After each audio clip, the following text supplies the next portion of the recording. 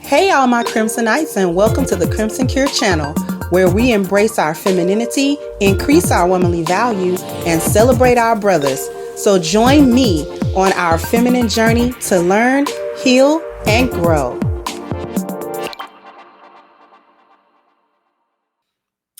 Saying this is how you get them to stay in the house for years in filth. This is why black boys refuse to date black women, how black girls learn disrespect. Exactly, Jared. This is how it's that. I'm so glad that you said that, because it's that psychological abuse that made the other boy not say anything. They don't have a doubt that she'll off him. Because if you can do me like this in front of people, I can't think that offing me is too far away. That's only like a step and a half away. So am I really supposed to believe that you wouldn't take it this far? Because I didn't think you would take it this far. How far you take it, I didn't think that you would do. So now there's nothing that would stand in the way of you taking it all the way and completely getting rid of me.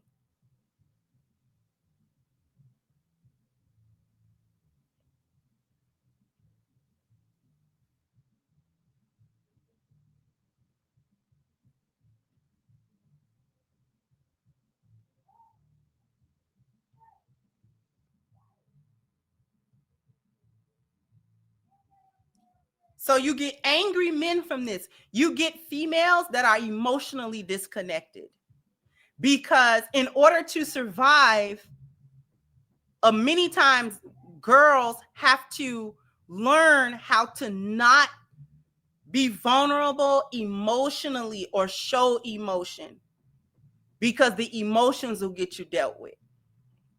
On the girl side, emotions will get you dealt with. Showing that what she does hurts you emotionally or that it upset you actually gives more pleasure and it fuels it. Any show of softness, any show of femininity, any show will get you dealt with. This is how you get girls that grow up. It's not only that her mother is not feminine and didn't teach her femininity, it's that femininity and feelings and softness and vulnerability is a death sentence, is what it is. So girls learn how to not do that. So the outward tough masculine, I don't take no crap, I argue, I'm mad, because the girls are angry too. The girls are also angry.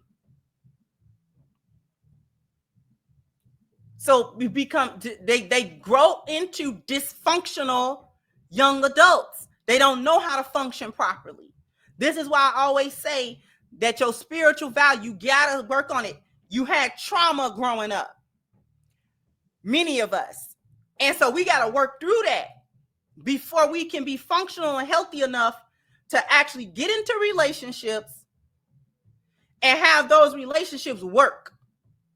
Because what happens is we physically grow up and become sexually active, because for a lot of times that's an escape. It's a release. It's something that you have a drive to do because it's a sex drive. It's normal. It's natural.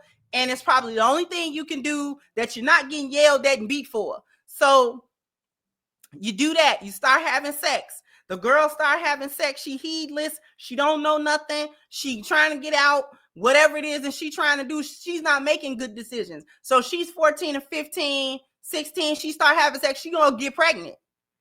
That's a ticket out her mama house. I'm telling you, for a 16-year-old girl that live under that, the single mother going down to Section 8 and getting welfare is much better than living with her.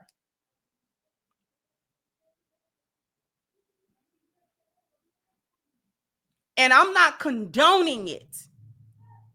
I'm not condoning it. I'm saying you gotta see the pathway where all of it's dysfunction upon dysfunction upon dysfunction on top of dysfunction.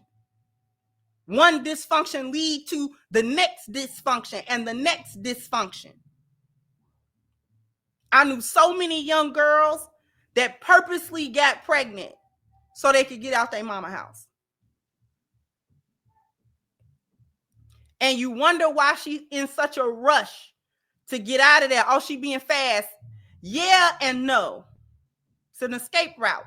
Or this is how you got these 17-year-olds in high school getting with these 23, 24-year-old men that was in the neighborhood because he's got his own place. He's got a car. He can get her out. That's why she going for him. He can get her out. He may not know the extent. She probably didn't tell him everything, but that's why she keep going with him. Because he's not just another 16-year-old that live with his mama. He's grown. So therefore, can't nobody, her mother can't get him. In the girl's mind, her mother can't do nothing to him. And if she goes under him, she's safe from her mom. You understand? That is how she's getting out. Again, I'm not saying that's good. I'm not condoning those things, but I'm trying to get us to see where all of the different dysfunctions be coming from, because they pile up on one another. None of these dysfunctions spring out of thin air. None of this stuff springs out of thin air.